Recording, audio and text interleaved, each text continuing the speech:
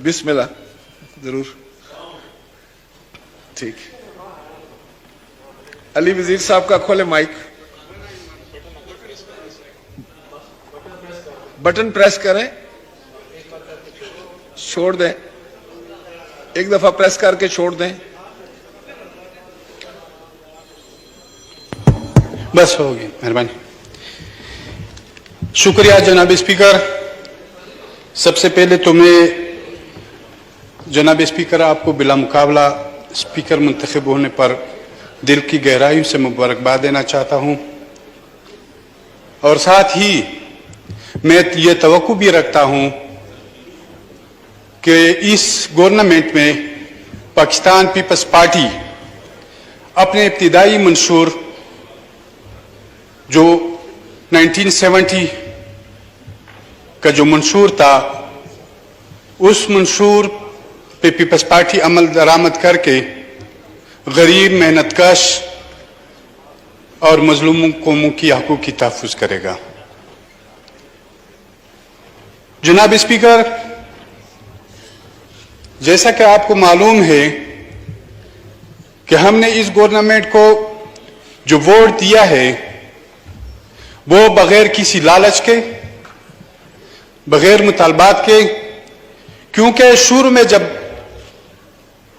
2018 के इलेक्शन हुए थे तो उस वक्त इमरान खान की एक मुज़ाकराती टीम थी जिसमें जहांगीर तरीन, परवेज खटक और हमारे सूबे के वजीर आला महमूद खान थे। उस वक्त मैं और मोहसिन उनके साथ बैठ गए, उन्होंने बुलाया हमें और हमने कुछ मुतालबात रखे। उस मुतालबात में कुछ तरक्याती काम के हवाले से और ज्यादातर इशू जो थे वो सिक्योरिटी हवाले से थे। तरक्याती कामों के हवाले से तो इन्होंने हामी भर ली, लेकिन सिक्योरिटी के हवाले इनके हवाले से उन्होंने कहा कि ये हम किसी से पूछ के फिर आपको बताएंगे। तो मेरे ख्याल में अभी तक उसका या जवाब आया होगा, अगर आया होगा तो नहीं में होगा, अगर नहीं आया तो अभी तक खामोश है।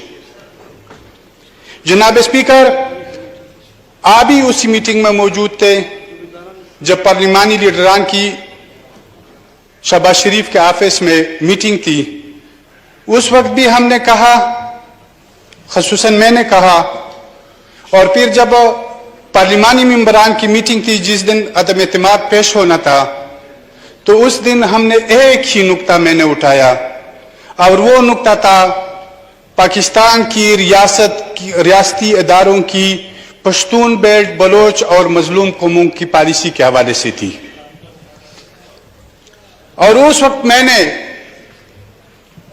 वजीर आजम मियां शहबाज शरीफ को कहा था कि हमें कोई चीज नहीं चाहिए, न हम आपको मजबूर करते हैं, न आपको ऐसे मुतालबात करते हैं, लेकिन हम आपसे एक ही मुतालबा करते हैं कि रियासत इस पॉलिसी को अब बंद कर दे, इस पॉलिसी को अब तब्दील कर दे, क्योंकि इस पॉलिसी की वजह से आज जो भी इस मुल्क में हो रहा है या जो इस पूरे खिते में हो रहा है, वो अमेरिकी साम्राज्य के साथ मिलके, बरतानी इस्तेमार के साथ मिलके इसी रियासत के इदारों ने इस पूरे खिते में ऐसी पॉलिसियां जारी की है। लेकिन हमें अफसोस के साथ कहना पड़ता है, और बहुत ही अफसोस के साथ कहना पड़ता है कि आज इस जंग का इख्तिताम नहीं हो रहा है। यह जंग दिन ब दिन बढ़ती जा रही है, बढ़ता जा रहा है। और आज भी आप जेट तैयारों की बमबारी का सुन रहे हैं कि अफगानिस्तान के एरियाज में आईडीपीज के वहां पे जो रहते हैं, उसमें मैं अभी तक मुझे इंफॉर्मेशन नहीं है कि वहां पे ये लोग मौजूद थे या नहीं थे, लेकिन वो कैंप्स आईडीपीज के हैं जो पाकिस्तान से वहां पे चले गए हैं, उन आईडीपीज की है। जनाब स्पीकर, हम इसी पॉलिसी के खिलाफ भरपूर आवाज भी उठाएंगे, और वो लोग जो इस पॉलिसी को जारी रखना चाहते हैं उनके सामने खड़े भी रहेंगे और भरपूर कुव्वत का मुजाहरा भी करेंगे। और आज भी मैं इसी फ्लो पे रियासती इदारों से यह कहना चाहता हूं कि खुदारा अब बस करें, آگے اس ملک کو آپ جس انارکی کی طرف لے کے جا رہے ہیں، اگر آپ اس انارکی کا واضح مثال اس پارلیمنٹ کے ساتھ کیا ہوا؟ سب لوگوں کو پتہ نہیں ہے کہ یہ پارلیمان کی لڑائی تو نہیں تھی، یہ لڑائی تو کہیں اور کی تھی، لیکن اس کا شکل جو ہے نا اس پارلیمان کے اندر ظاہر ہو گیا۔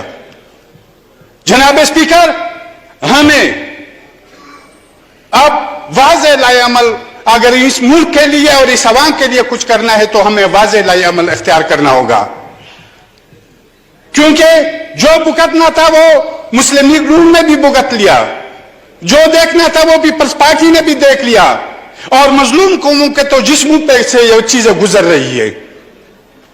جناب اسپیکر،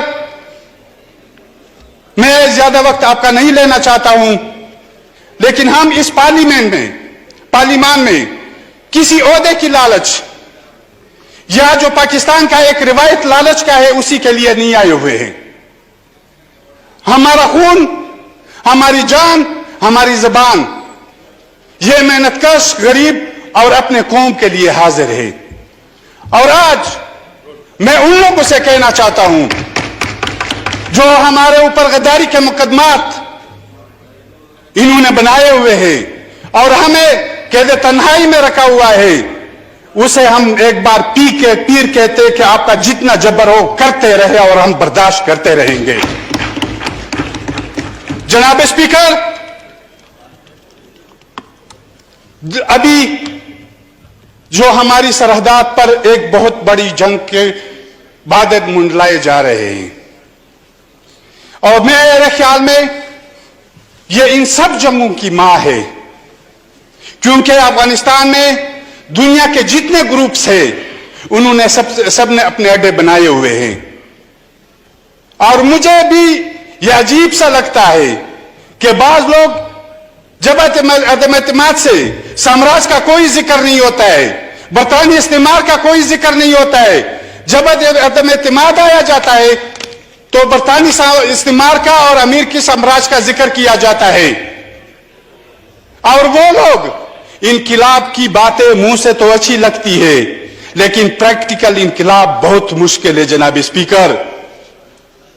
اسپیکر، وہ لوگ جو برطانوی استعمار اور امریکہ کے سامراج کے کہتے ہیں کہ ہمارے خلاف سازش کی گئی اور آنے والے وقت میں ہم ان کا مقابلہ کریں گے، لیکن جناب اسپیکر وہ تو کسی کے ایک موقع سے ہی ڈیر ہو گئے، ایک موقع بھی برداشت نہیں کر سکے کہ وہ ڈیر ہو گئے۔ جناب اسپیکر، ہمیں ہر چیز کو اسی ریاست کے عوام کو اور ریاست کے اداروں کو اپنی آئینی حدود میں رہ کر یہاں پہ اس ملک کے لیے اور اسی پارلیمنٹ میں اپنے عوام کے لیے کام کرنا ہوگا۔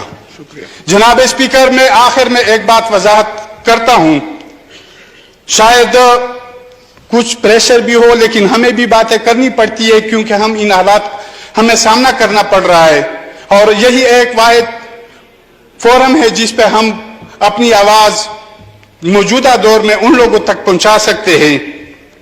جنرل باجوہ نے پہلے کچھ صحافیوں کے ساتھ مل کے جب میرے متعلق سوال کیا تھا تو اس نے کہا تھا کہ کوئی ٹرانسپورٹ کا مسئلہ ہے۔ جناب اسپیکر، جب یہاں اسی فلور پہ بلاول بھٹو زرداری نے اور شاہد خاقان عباسی صاحب نے جب آرمی چیف باجوہ سے کچھ کہا تھا کہ میرے متعلق، تو اس نے کہا تھا کہ یہ معافی مانگے۔ پھر لمز یونیورسٹی لاہور میں سوال و جواب کے سیکشن میں کچھ طلبہ نے سوال کیے تھے میرے متعلق، تو اس نے کہا کہ اس کے آرمی کی پراپرٹی کے متعلق کچھ کیسز ہے۔